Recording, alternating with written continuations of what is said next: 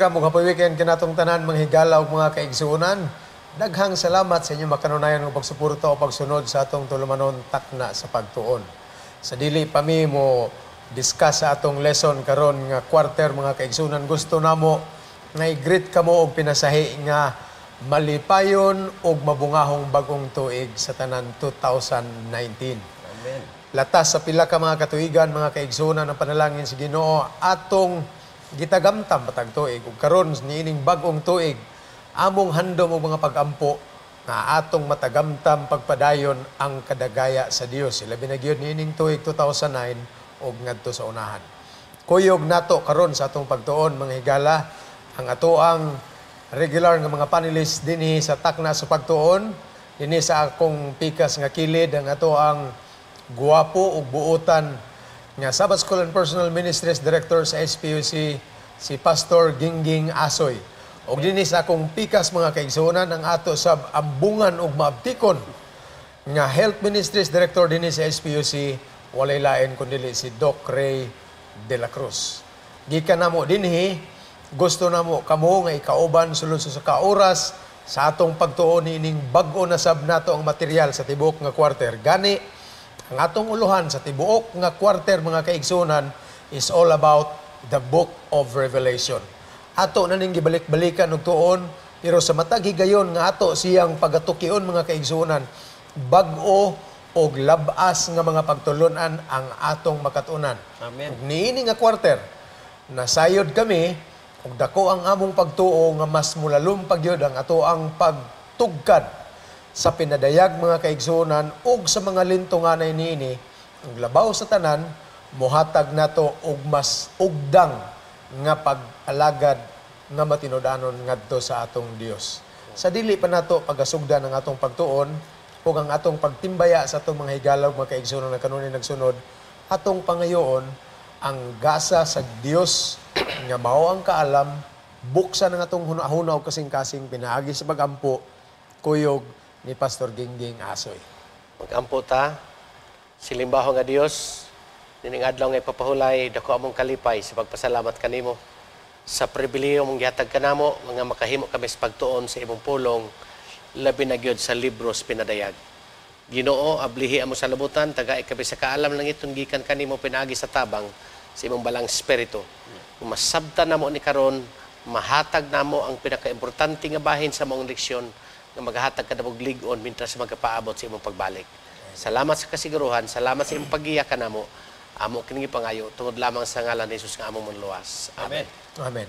Salamat kayo Pastor Gingging sa imong paghatag ni adtong binuksan nga pagampo mga kaigsuonan. By the way, ang atong title sa lesson karon gyud nga week mga kaigsuonan is Just Proper Introduction sa atong leksyon sa tibuok nga quarter. Naguluhan kini og the Gospel from Patmos. Kung atong binisayon ang Ebanghelyo nga gikan sa Patmos mga kaigsuonan. Dinhi atong maylaila kung diin kini gisulat, kinsa ang nagsulat, kinsa ang author, ug alang kang kinsa kini nga basahon gisuwat mga kaigsuonan. Unsa mang implikasyon niini, unsa ang mga kahulugan sa atong pagtuon sa basahon sa pinadayag mga kaigsuonan. Pero sa dili pa ta moadto sa unahan, atong tagaan o pagtagada ang atong pagtimbaya sa atong mga higala ug mga kaigsuonan nga kanunay nagsunod sa atong tulumanon. Atong ihatag ang panahon una kang Doc Ray de la Cruz sa paghimo niini. So gusto na akong i-greet og Happy New Year and Happy Sabbath ang mga kaigsuonan diha sa Matalam Central Church. Amen. Labi na kang Pastor Elmo Flores ug ang iyahang pamilya, si Brother Charlie Normal ug ang iyahang pamilya, ug ang tanan nga mga miyembro niya ng iglesia. Gusto sab na ko nga i-greet og Happy Sabbath ug Happy New Year ang Manabi family gikan sa Tampakan Central Church nga kanunay nagasubaybay sa takna sa pagtuon. Ang Dios magapanalangin kaninyo mga kaigsuonan, labi na sa ato ang mga pangulo sa Southern Mindanao Mission nga gipanguluhan ni Pastor Rene Rosa kauban sa iyahang mga administrators o mga directors sa tanang mga departamento. Happy New Year kaninyong tanan. Ato sab nga pagpaningbaya sa atong mga kaigsuonan gikan sa Tarragona Church. Tarragona, Davao Oriental. Perting layuan ni mga kaigsuonan pero wala sila absent gyud. Kanunay gini sila pastors na minaw Amen. sa atong programa. Sila ang ilang district leader si Pastor Nonoy Parcon sa Tarragona, unya si Kapitan Insoy Lumukso, ang atong elder dito, si Brother Lorenzo Lumukso, Sister Adela Lumukso, Jojo Lumukso, si Kati Lumukso, si Hori Lumukso, Jengjeng Lumukso, sa Yosores family, Maxi family, uban siyang asawa, no? Daig family, Rosa family, Reyes family, o sa Bailado family. Sa tanan nga makaigsuonan sa Maitom, Tarragona, maayong pagpaminaw ninyo karon og ang Ginoo magapanalangin kaninyo ang inyong pagtuo magapadayon lig-on hantos pagbalik sa Ginoo. Amen. Atong gigrito sa bang panimalay ni Pastor Dodong Eduardo Bisin sa Western Mindanao Conference o maingon man sab dito balik sa Zamboanga Peninsula Mission sa isla sa Olotanga. Gigreet na mo din ha sa may talusan mga kaigsunan ang Panimalay Tumakas and Basu family. Maingon mo sab ang Omega family o ang Garcitos family o sa tanan nga mga kaigsunan na to nga kanunay gyud nagsunod sa takna sa pagtuon. And not the least mga kaigsunan, katapusan na itong itimbaya, ang tanang mga kaigsunan sa bag-o nga mission nga nagsugod karong tuiga dinhi sa Bukidnon area mga kaigsunan and other provinces nga nasakop sa Central Mindanao Adventist Mission.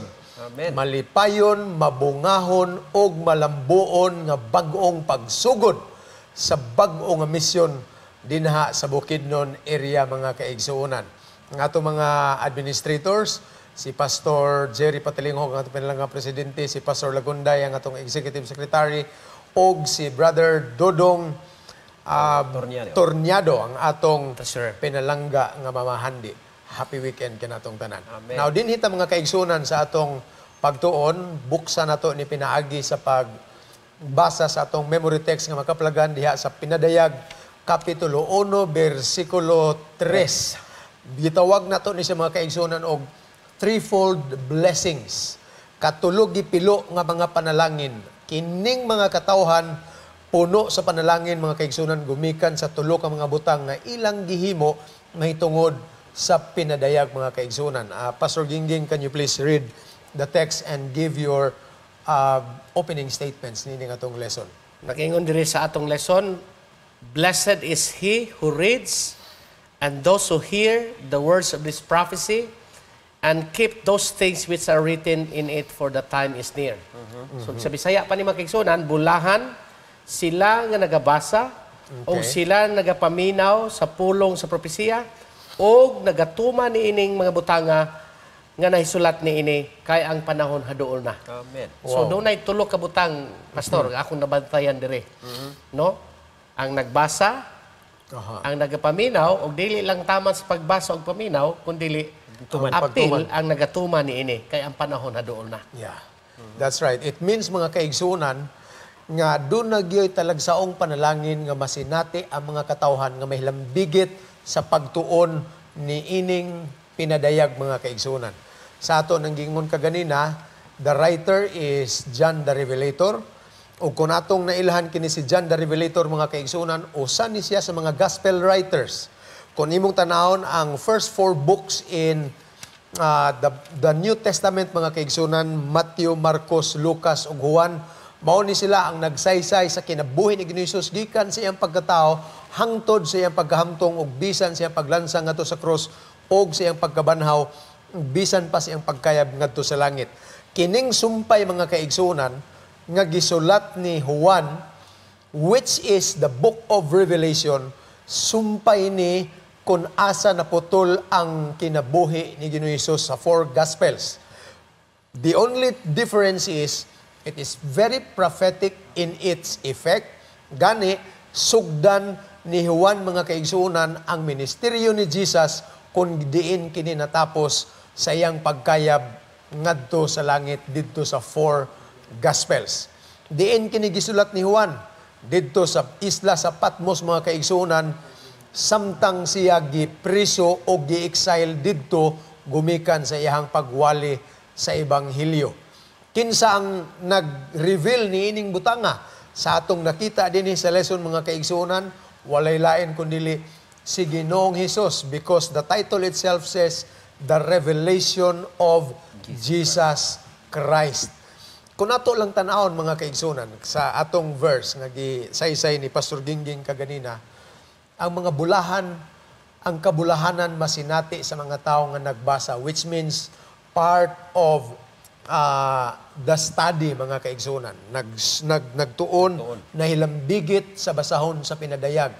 Ni kaduha, kadtong naminaw, those who are interested in the deeper study and in immersing themselves, ilag yung gilumsan ang ilang kaugalingon sa tanan nga lintunganay o kahulugan sa pinadayag.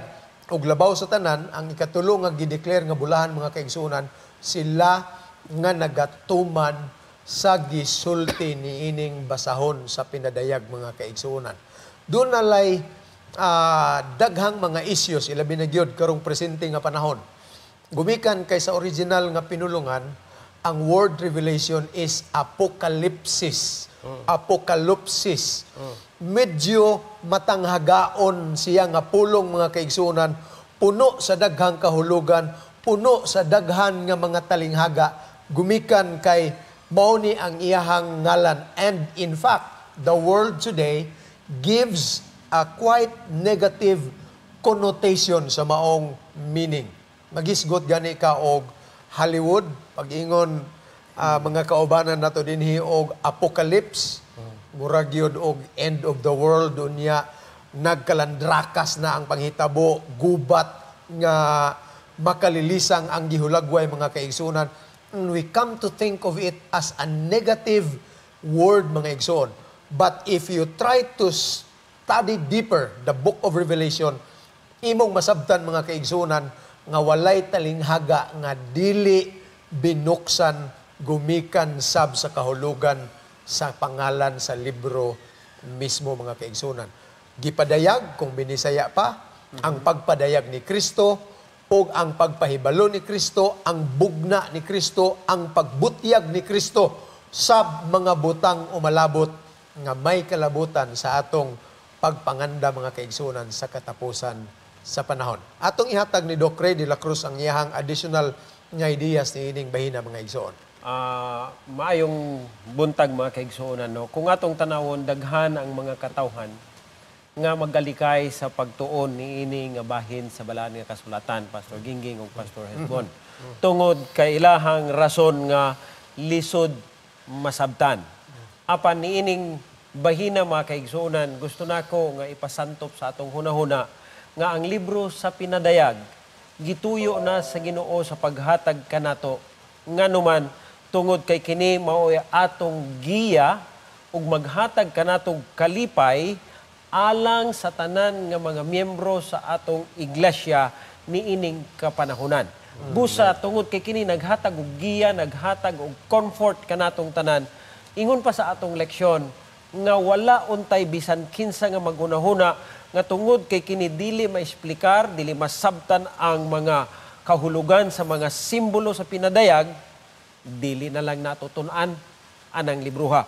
Apan mga kaigsunan, that is useless for them. Ingon pa nila, kay di man nila masabstan to search this book in an effort to know the meaning of the future content of this. Apan mga kaigsunan, isa kini nga panalangin. Ngano nga panalangin? Kay nag-ingon kaganiha si Pastor Asoy, nagisgot og tulo ka panalangin, threefold blessing. Kay kini mao ang pagpakita sa Dios sa iyang pag-atiman sa iyang mga katawhan. And they point out the shortness and fragility sa atong kinabuhi og sa pagluwas ni Kristo kanato diha sa atong mga kasalanan. They are intended, mga kaigsunan, timan nato ni, kini nga libro sa pinadayag are intended to provide guidance for our life today and hope for the future. So mo na mga kaigsunan, Pastor Hes o Pastor Gingging, ang usa ka punto nga gikinahanglan atong makitaan samtang atong tun-an ang libro sa pinadayag.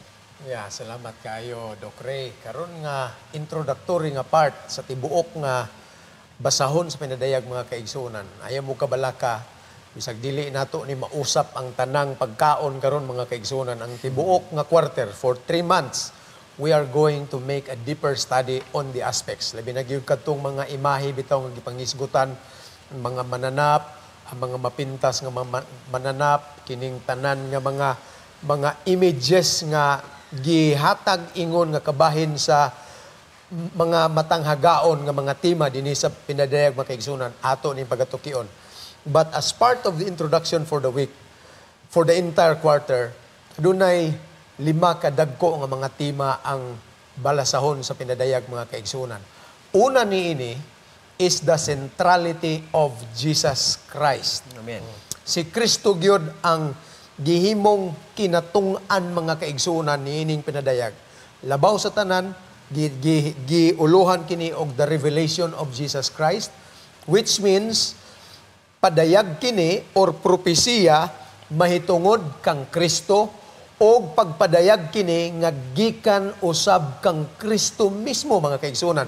Siya ang nagbutyag sa iyang kaugalingon, siya ang nagbutyag sa mensahe og sa mga pananahon sa tanang butang o malabot mga kaigsunan. So Jesus is the central figure in the book of the Revelation mga kaigsunan. Gani anywhere else in the entire book nag-ingon dinhi si Kristo mao ang sinugdanan, siya usab mao ang katapusan. He is the Alpha and the Omega mga kaigsunan. Kining Alpha ug Omega mao ni siya ang part of the Greek alphabet mga kaigsunan. Ang first letter of the Greek alphabet is Alpha and the last letter of the Greek alphabet is Omega, which means the beginning and the last of the entirety of Revelation and the entirety of the human history mga kaigsunan, walay lain kundili si Kristo. So si Kristo gyud ang gihatag ingon nga central figure sa basahon sa pinadayag. Pastor Gingging, any reaction about the centrality of Jesus? Ganahan ko magod kay ang pulong revelation matud pa sa atong lesson, Pastor Hesbon o Pastor De La Cruz. Nagasintro gyud sa giingon nimo ganina nga nagasintro mahitungod kang kinsa kang Ginoong. Nag-ingon ang atong lesson nga Jesus is the focus of its contents. Sa ato pa si Ginoong Hesus gid mao ang sentro makaigsunan ingon siya, it is his self revelation to his people, mao ang pagpadayag niya sa iyang kaugalingon ngadto siya makatawhan, an expression of his care for them. Mao ni di ay makaigsuonan ang expression giunsa niya pagpadayag kung giunsa kita niya pag-amuma, pag-atiman makaigsuonan. So nindot kayo ang Book of Revelation. Amen. We are very excited makaigsuonan for this quarter nga ato gyud tan-awon pag-ayo kay ang sentro gyud ingon siya with to uplift Jesus as the center of all hope. Sa ato Amen. pa, Amen. ang tanang paglao makaigsuonan, tanan nga atong matun-an din sa Revelation, walay lain atong focus, mao si kinsa man. Si Ginoong Hesus. Mao rin na atong makaigsuonan, siya ang atong sentro. Bisag unsa ang atong pag-isgutan niya, masintro nga ato niya, kay siya di ay atong paglaom, o dili nato limtan, siya mao ang nag-aamuma, ang nagatiman ka nato. Amen. Yeah, amen. So kung atong ipadayon, Pastor Hes o Pastor Gingging, makita nato din nga ang libro di ay sa pinadayag pod, makahatag ka nato og tin-aw nga pagkasabot nato sa buluhaton ni Kristo diha sa iyang ministeryo sa sanktuaryo. Nga Yeah, that's kung right. wala ni siya, kulang ang atong o limitado ang atong pagkasabot niini. The Book of Revelation, ingon pa dinhi sa ato ang leksyon, provides us a unique look into the ministry of Jesus Christ on our behalf at the heavenly sanctuary. So, dako gyud ning kalambigitan sa ato ang pagkinabuhi mga kaigsuonan sa atong pag-andam sa pagbalik ni Ginoong Hesukristo nga atong manluluwas. Actually, ang pagtuon nato sa pinadayag mga kaigsuonan, kailangan gyud nga atong i-partner sa Old Testament themes mga igsuon. Gani gitambag ni Sister White nga ang imong pagtuon sa basahon sa pinadayag, imo ning itandi mga kaigsuonan sa imong pagtuon sa basahon sa Daniel. Nya, speaking of the book of Daniel, gipailan na daan si Kristo as the Ancient of Days, the one who is coming. Gani, gipaila-ila si Kristo, mga kaigsunan, dias basahon ni Daniel, samtang wa pa siya moabot, mga kaigsunan. He was also introduced in the book of Daniel as the Messiah, nga pagadihugan, unya pagaigalan didto sa Kalbaryo sa krus, mga kaigsunan. And here comes the partner book, Revelation, mga kaigsunan, nagpailan ni Kristo kung unsa pod ang umalabot sa mga katawhan sa Dios ingon nga moderno nga Israelita. Katong gisgutan ni Doc Ray kaganina nga pagtuon sa lalom-lalom nga lintungan ay mahitungod sa ministeryo ni Kristo diha sa sanktuaryo, mga kaigsunan. Another partner book nowhere else in the New Testament depicts about the priestly ministry of Jesus is the book of Hebrews, mga kaigsunan.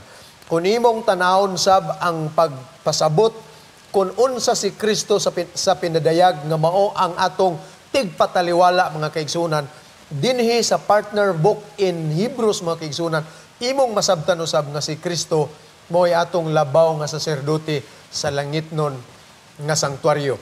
And besides this, mga kaigsunan, si Kristo gipailayla sa central theme, ang iyahang ministeryo, ang iyahang kamatayon, gi-highlight din mga kaigsunan, ug labaw sa tanan, ang pinaka-climax is the coming of Jesus, which will be part of the central themes, mga kaigsunan, sa atong pagtuon sa pinadayag. Sa dili pa ta moadto sa sunod nga punto, mga kaigsunan, which is about future events. No, atong hinumduman, no, ang pinakauna, si Kristo mo ang sentro. Ang ikaduha, mga kaigsunan, dinhi sa pinadayag, gihisgutan dinhi ang umalabot nga mga panghitabo. Mauna nga ang mga tao, pag ingon na gani, magtuon tabrad og revelasyon. Unsa dayon ang naasunahuna sa mga tao?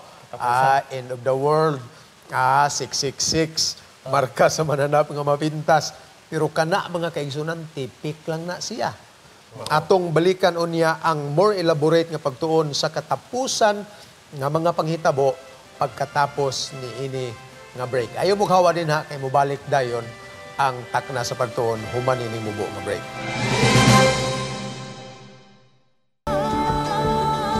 Family friendly, a global vision, and a holistic approach to thinking and living. Unlike any other media source on the planet. Welcome to Hope Channel.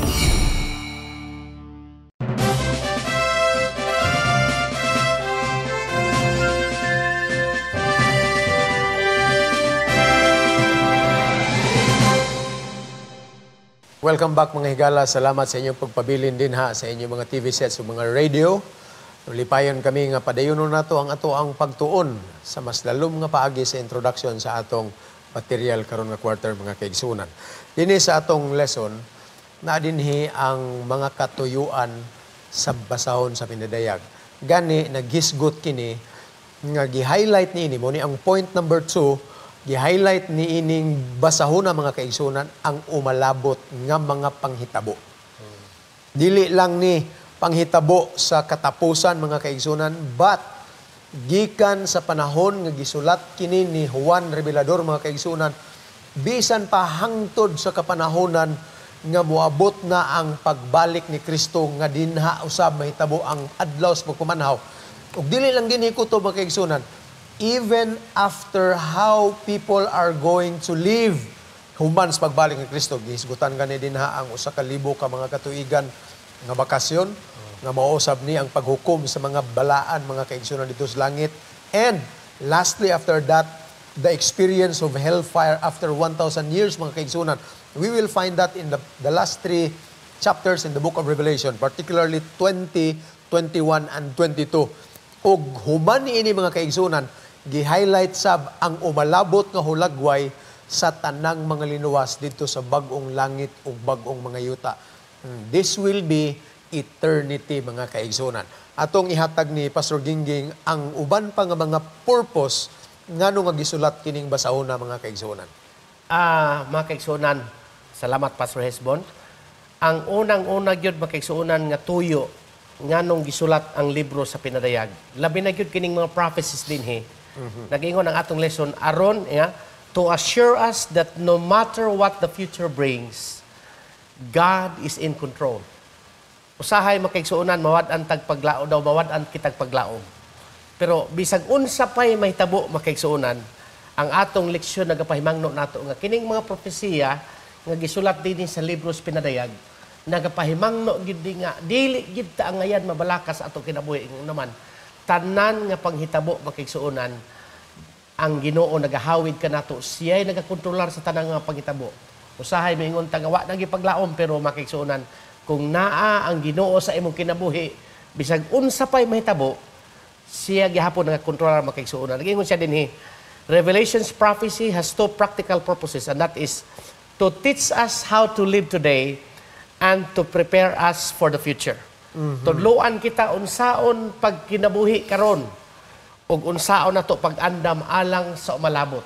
Makigsuonan dili nato malimtan gyud nga sa atong pagkinabuhi usahay labi ni gyud bag-ong tuig karon, di ba? Unya mingon ta maayo pang dagan usay wa ta kabalo nga pag-abot-abot na tunga-tunga or dapit siya na po sa atong tuig. Dunay mga panghitabo nga usahay ma-discourage ka. Apan ayaw gyud kalimti.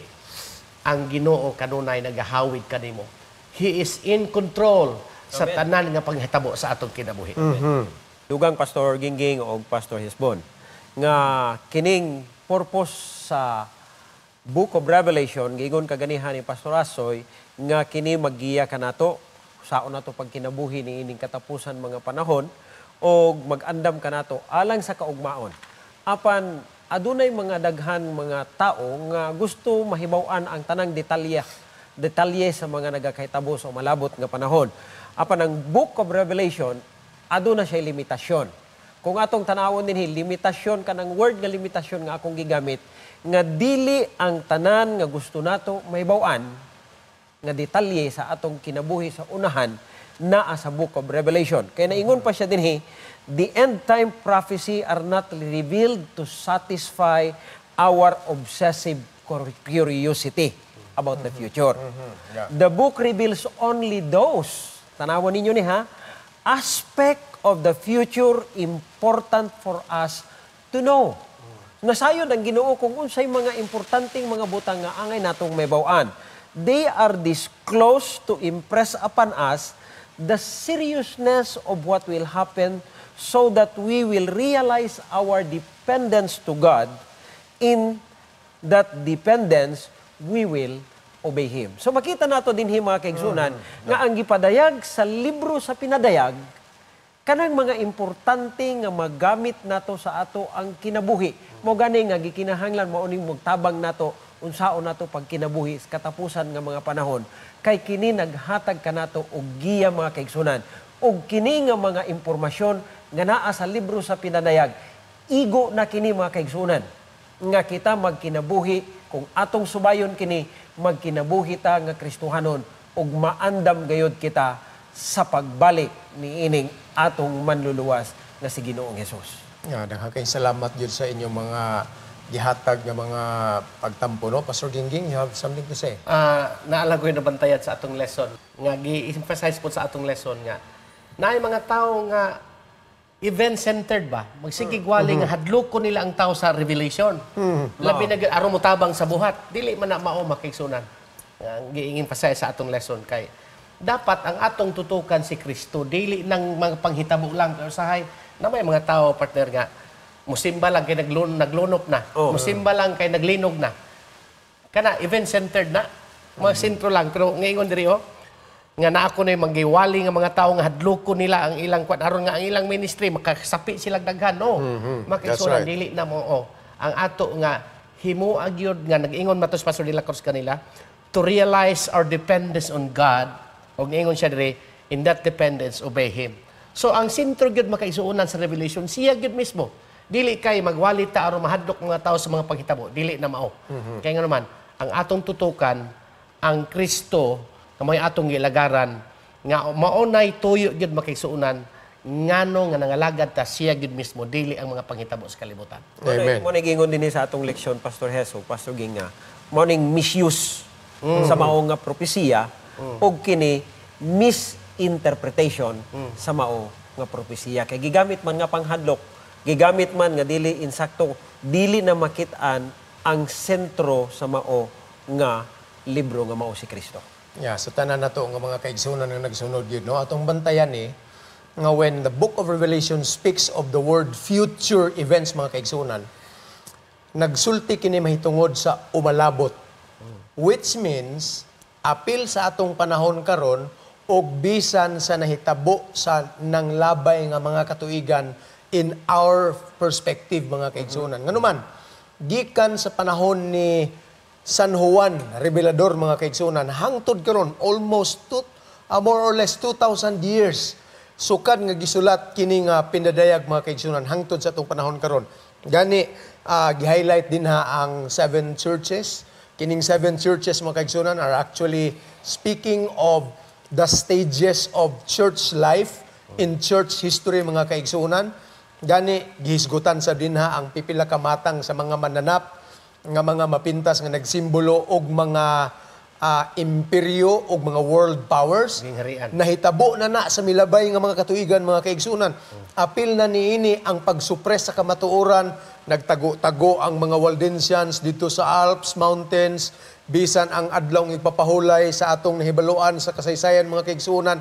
Giatakan, apil na ang balaod, giusab ang sugo sa Dios hangtod sa atong panahon karon, mga kaigsunan. And still, there are many more events nga atong gipaabot, mga kaigsunan.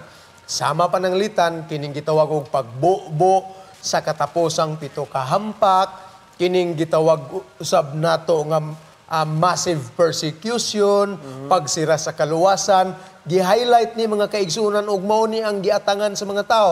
Pero sa gihapon, ato ning gihatag iingon nga pahinumdom nga ang pagwali sa pinadayag dili aron hadlukon ang mga tao nga magtarong sa pag-alagad, kundili aron ang mga tao maandam magkinaunsa tak-upon sa Dios ang panahon. Ang uban mong gunani, nagtuman lang sila sa giingon dias Mateo 24, and this gospel of the kingdom will be preached, then shall the income. Dili man income ang ilahang gipasabot, income man, basta mahuman ka og wali, mga kaigsunan. But that's not the purpose. Revelation is very clear, mga kaigsunan, nga aron kitang tanan magginiyahan, magbatunta og pagkamasinulundon ug pagkamasaligon sa Dios ug labaw sa tanan pagka matinumanon sa iyahang gisulti sa iyang katawan. Amen. Now, niabot ta karon, nahuman ang ikaduhang tema sa pinadayag, mga kaigsunan, ginita sa ikatulo, og angay nato ning tamtamdan, mga kaigsunan. Nagingon din, the vision is given in symbolic language. Sa atong nahibaluan, mga kaigsunan, normal gyud nga kung mo-approach ka sa gisulti sa Biblia, mga kaigsunan, it has to be taken as literal. Otherwise, kung gawas nga kung gisulti niini ang symbolic nga kahulugan. But in the book of Revelation, mga kaigsunan, medyo diferensya gamay ang atong approach dinhi, because generally speaking, it is more of a symbolic sense. Gani kung tanaw nimo ang mga hulagway nga gipanggamit niini, mga mananap, mga pito ka mga iglesia, kining mga upat ka mga corners sa hangin ug sa kalibutan ug sa bisang unsa pa nga imahe nga gipanggamit, mga kaigsunan, is purely symbolic. And unless literal ang gipasabot niini, kinahanglan nga atong i-take, mga kaigsunan, ang mga images and the vision in the book of Revelation as symbolic. Amen. Dr. Ray. So kung atong tanawon, sa gi-mention kaganiha nga generally ang Bible ato ning i-take as literal. Pero pag abot sa Revelation, i-take nato ang opposite. Generally sa Revelation, i-take nato siya nga symbolical. Otherwise, i-take nato siya nga literal. Pananglit, ang pulong nga Jesus Christ, dili na siya symbolic sa Revelation, kundi literal ni siya. Apa natong timan-an, mga kaigsunan, nga ang uban naglikay sa pagtuon nini kay dili sila ka-interpret. Nung duman nato, mga kaigsunan, nga ang balaan nga kasulatan will interpret itself. Amen. Dili kita mo'y muhatag og kahulugan. sanaa dinha. Mao ganing ang pahimangno sa atong leksyon nagingon siya dinhi. We must be careful not to impose on the text a meaning that comes out of human imagination or current meanings of those symbols in our own culture. So mga kaigsunan, aron nga dili ta masaag, aron nga dili ta makahatag og misinterpretation sa libro sa pinadayag, likayan nato mga kaigsunan nga kita mismo may mubutang og meaning sa ato ang tawhanon nga makabot sa atong hunahuna mga kaigsunan or ibase nato sa atong kaugalingong kultura niini nga mga symbols aron nga dili ta masaag mga kaigsunan, likayan nato na siya nga pamaagi. Tugutan nato nga ang Biblia maoy muhatag og kahulugan, interpretasyon niini nga pulong sa pinadayag. Amen. Pastor Gingging. Ang last statement makaigsuonan ni Pastor De La Cruz ningon siya, tugutan nato ang Biblia nga may muhatag sa kahulugan niini.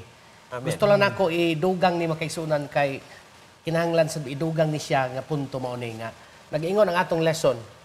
Revelation were shown to him in vision, in symbolic presentations.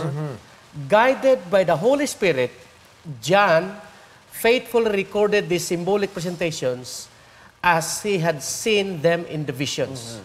Meaning to say, makaigsunan nga, wala gisulat ni John ang tanan niyang nadungog, kundili gigiyahan gid siya pinagis balang Espiritu. Amen. Pinagis sa Holy Spirit makaigsunan dito sa isla sa unsa? Sa Patmos. No, timan-an nato na makaigsunan, gi-exile siya dito sa isla, dito sa maong isla kay isla man ni makaigsunan nga batuon nga pagkadaghan ditong bitin nga mga phyton. Gibutang siya dito tungod kay nagwali siya nga di ba gipatay man to siya, gihulog man siya, gitambog man siya sa kawa nga nagbukal. Grabe gina makaigsunan, nagbukal nga kawa nga lana nga nagbukal. Wa man siya namatay, motong dito siya gi-exile sa unsa man sa isla sa Patmos. Og uban sa giya sa balang espiritu makaigsunan, recorded gyud kining Book of Revelation. Mao ning atong gitun-an. Mao nga atong gibasa nga prophecy makaigsunan. So dili lang ta maingon nga atong kaugalingong interpretation kay usahay man good partners, matintal man tag himo-himog meaning anang naa sa Revelation. Yeah, that's right. Dili mo ay gisulti sa Biblia. Ang pinakasekreto gyud makaigsunan nga masabtan nato ni pinaagi gyud sa giya sa balang espiritu samtang kita magabasa sa Biblia. Amen. Kung nato ganing tanahon din mga kaigsunan, kining word nga gitawag og signify diha pa lang sa first verse in the book. Nagisgot ni siya og pag kung nimo binisayon unsa ganing binisaya sa signify, pagpaila-ila or pagpahibalo, pagbutyag sa mga butang nga moabot sa dili madugay. Ang same word, mga kaigsunan, is actually a Greek verb, is also found in the book of Daniel, chapter 2. Sa diha nga gipakita sa Dios kang Nabucodonosor sa usa ka panan-awon, mga kaigsunan, mahitungod sa iyang kaugalingon nga nagbarog, no? Nagtindog si Nabucodonosor, lahi-lahi nga metal ang naa sa iyahang lawas, ang ulo bulawan, ang iyahang dughan, made of silver, brass din sa iyang dapi-dapi, unyahang sa iyang bitiis, mga kaigsunan, puthaw unya sa iyahang tiil, puthaw og yutang kulunon ang nagsagol. So kining tanan were shown by God to Nebuchadnezzar to signify, no? Kanang word nga signify, aron ipakita kang Nabucodonosor og unsay mahitabo nga mga butang sa umalabot. The same thing is true to the vision that God has given to John the Revelator, mga kaigsunan. Nga gikan kang Kristo to signify things that might soon take place. So kung atong tanawon, mga kaigsunan, gagamit gini siya og mga images that are symbols to the meanings nga atong pagatukion o atong pagatugkaron. Kaya kung dili na to gamitan og simbolise, mga kaigsunan, unya laliman kabagod niya na og unsa ni nga mga image ang gipanggamit, mga mananap nga mapintas kung sa ato paning panahon karon, mga kaigsunan, kung imo compare, murag gatan-aw ka og image sa real nga transformers nga dagko kayo, and it's overwhelming, mga kaigsunan. And by the way, kauban ako ng mga panelists din, dili po lalim yan ning role ni Juan Revelador, mga kaigsunan, muhangad ka sa langit, pakiton kag pananahon sa Ginoo, imong isulat, medyo maglisod ka og unsay kahulugan niini, but symbols. Praise the Lord. Gipadala usab niya ang balang espiritu ngadtos tanang mga tao nga mubasa niining ebanghelyo, mga kaigsunan, aron masabtan ang kahulugan sa mga simbolo. Pagkanindot yun ang katuyuan sa Dios. Now, Na isa ka punto nga gusto na ko basig ma-miss nato ni mga kaigsuonan. No? Nahigutan man kaganihan ni Pastor Gingging, katong gi-mention kaganiha nga ang pag-persecute kang Juan. Di mangyod siya mamatay dito sa gabukal nga lana, gi-exile sa Patmos. Apan ang punto dinhi nga didto gipakita ang mao nga vision tungod kay niini gusto pod i-impress sa Ginoo sa atong hunahuna sa karong panahona nga ang pagluwas sa Ginoo sa iyahang mga katawhan sa umalabot nga panahon maura gihapon ang iyahang pagluwas sa miaging mga panahon. Ingon pa niya dinhi, his act of salvation in the future will be very much like his act of salvation in the past. Hinumduman nato mga kaigsuonan, daghan ba mga Adventista nahadlok sa persecution? Dili ba na siya angay kahadlukan? Kay ang Dios magaluwas kanato. What He did, ingon pa niya, to His people in the past, He will do it for them again in the future. Mauni ang atong kalipay mga kaigsuonan. Dili ta angay mahadlok og Sunday law, kay daghan bayag mga Kristohanong Adventista karon na sentro na ang ilang hunahuna sa persecution ug mawala na ang ilang hunahuna diha sa sentro sa libro sa Pinadayag. Hinumduman nato mga kaigsuonan, ang sentro sa Pinadayag nga libro mao ang magluwas kanato gikan sa mga katalagman, gikan sa mga pagsulay og bisan pa sa persecution sa umalabot nga panahon. Speaking of Sandilo, mga kaigsuonan, kung nakabantay mo sa atong mga kalendaryo, ang uban na anad na gidani, bisan sa atong mga cellphone, ang mga Nokia, sandilo na gina nga mga cellphone, kayo imong tanaw ng kalendaryo, Lunes yun ang first day of the week. Bisa kung saan nimo, may ang uban, ma-change nimo ang setting, ibutang sa Domingo.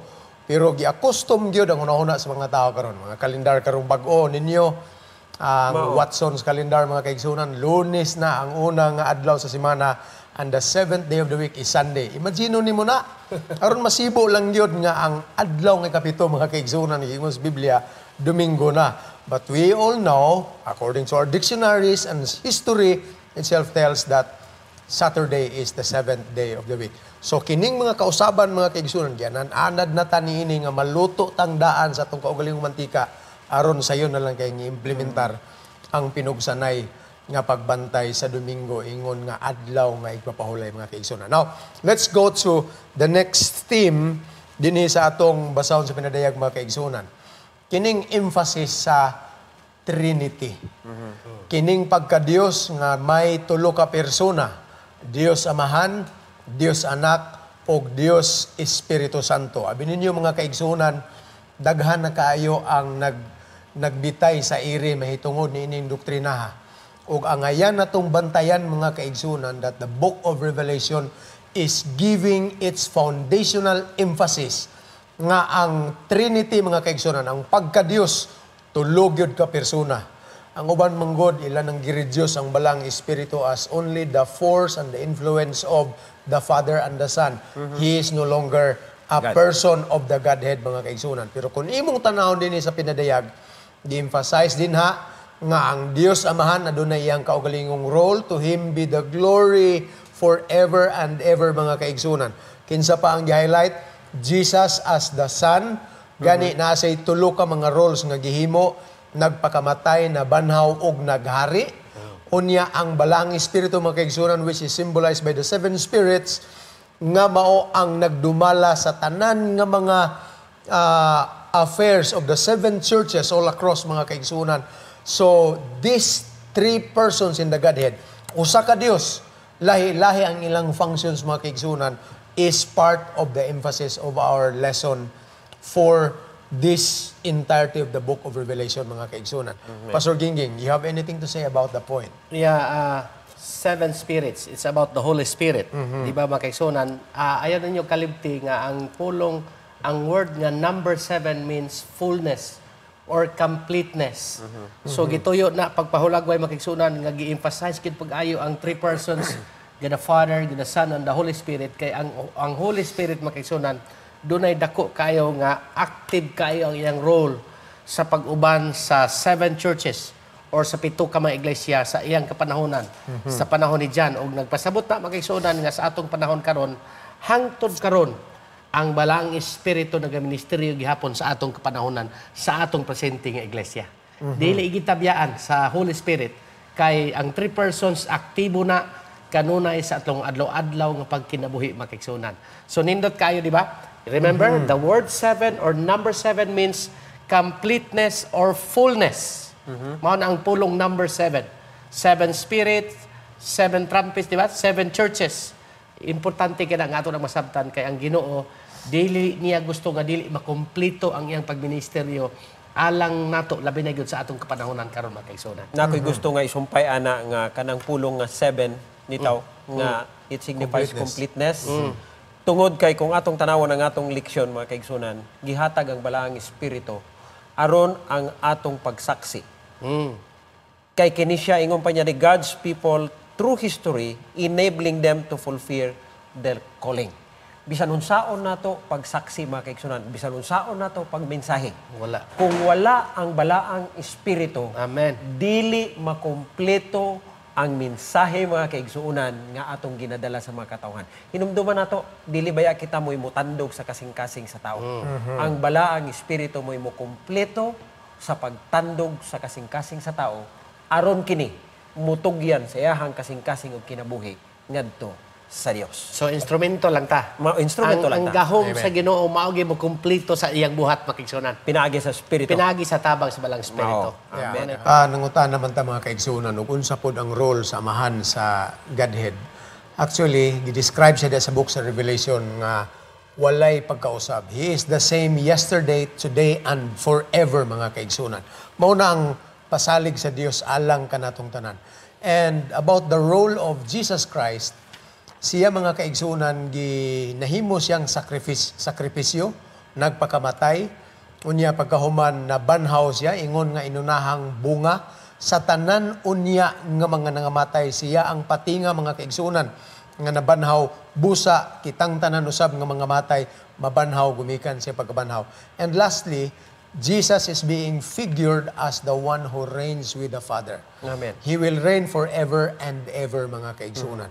So, mao ni ang nakita nato nga kaimportansya sa Godhead dinhi sa basahon sa pinadayag, mga kaigsunan. And now, this brings us to the last point in our introduction, mga kaigsunan, which is the return of Jesus. Ang pinadayag, mga kaigsunan, adunay kapartner usab nga alusyon dinha sa basahon sa Zacarias.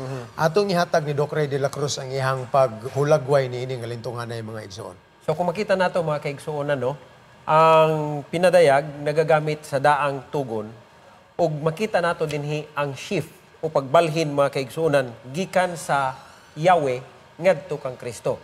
Mausab sa literal ngadto sa local nga Israelonhon or spiritual.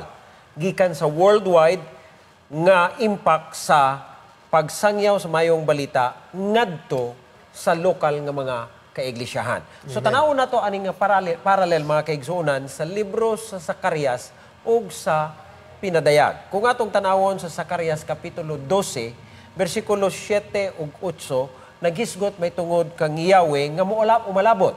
Apan kung ang tanawon nato sa pinadayag, naghisgot kini kang Jesus nga umalabot.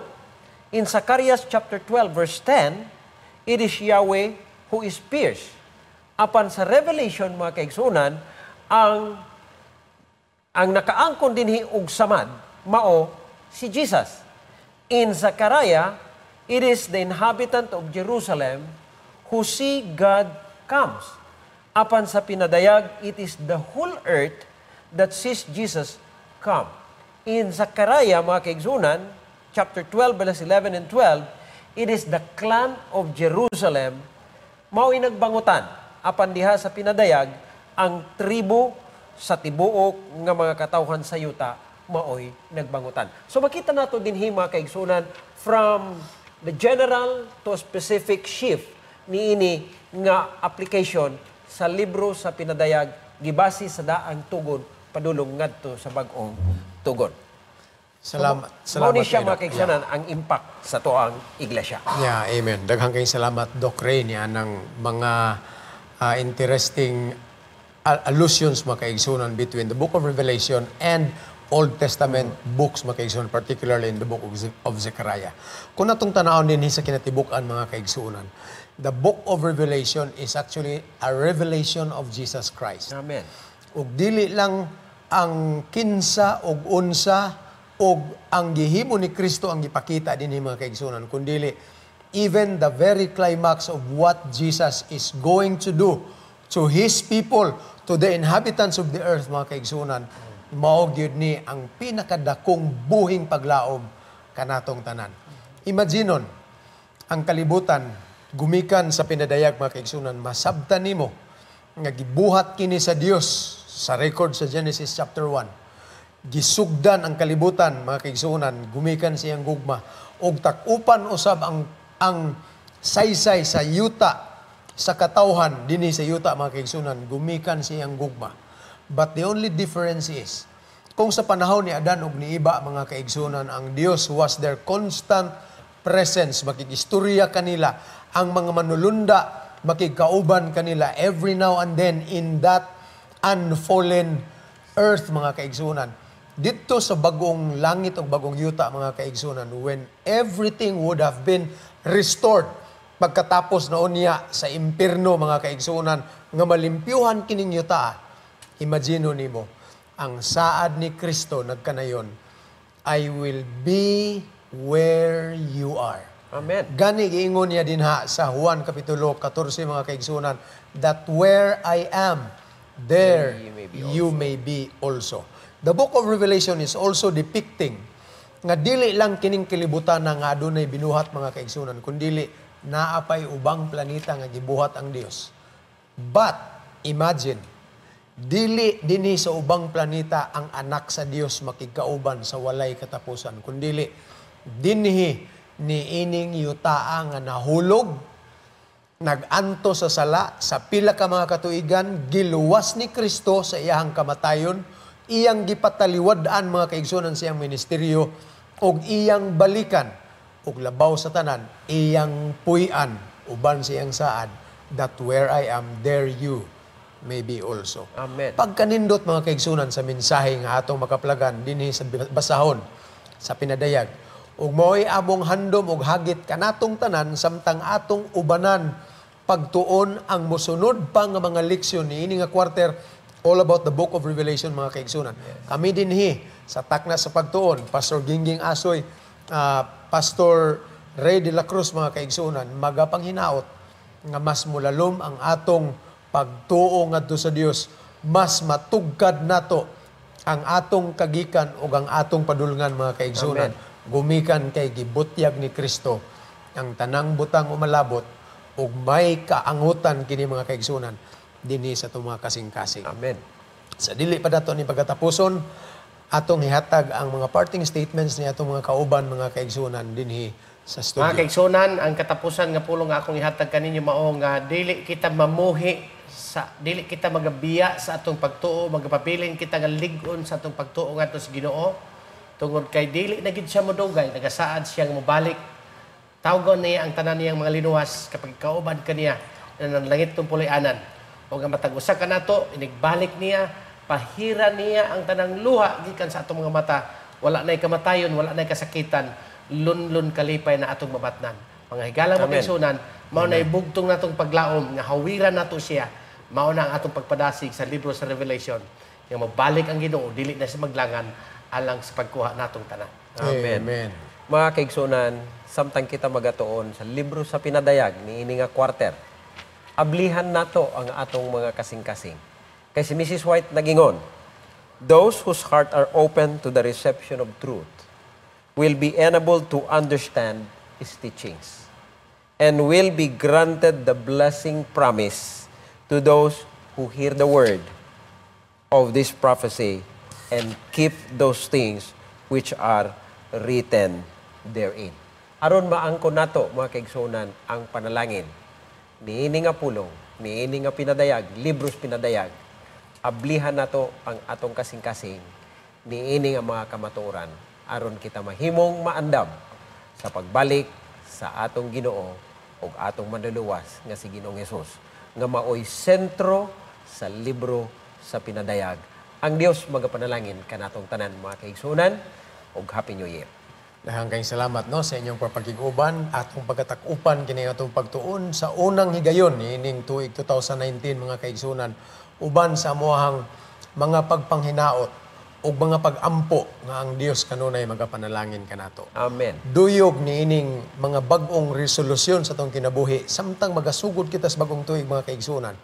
Atong i-apil ang atong hiniusa sa tibuok panimalay o sa atong tibuok nga iglesia, mga kaigsunan, ang pagligunay sa usag-usa, ang pagpalalom sa atong kasinatian diha sa Ginoo, sanglit ang iyang mga saad, ligon kay diha sa basahon sa pinadayag. Amen. Ang challenge ni Juan, mga kaigsunan, nga maoy gisugo ni Ginoong Hesus kaniya nagkanayon, kupti pag-ayo ang imong nabatunan aron walay makaagaw sa imong purong-purong. Amen. Ang Dios magpanalangin kanatong tanan o pagkatakupan nato kini pinaagis pagampo kauban ni Doc Ray de la Cruz pagkatapos ni ining usa ka halad sa musika.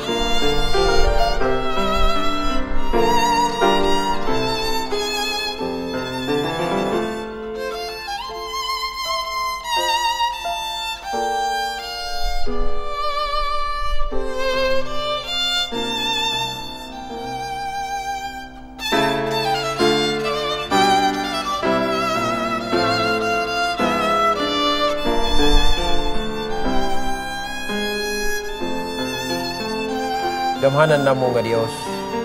Salamat Ginoo. Ining higayon nga sa makausapa among pagatun-an ang libro sa pinadayag. Salamat Ginoo kang Ginoong Hesus. Amen. Nga imong gitagaan niini nga mga pananawon nga gihatag ngadto kang Juan pinaagi sa manulunda.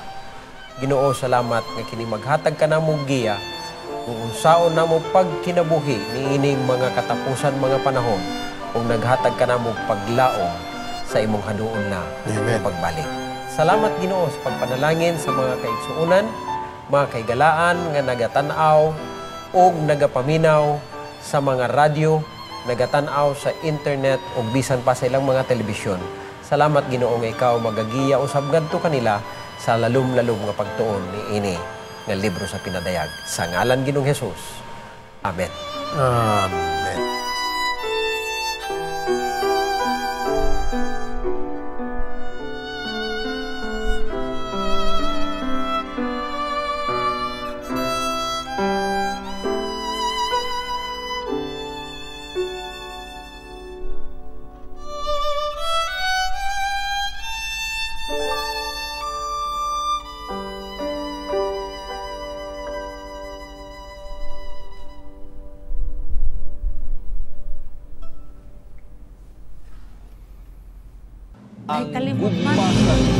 If you have been blessed by this program, share hope and help us continue to bring hope everywhere. Send your donations to South Philippine Union Conference through any of the bank details shown here.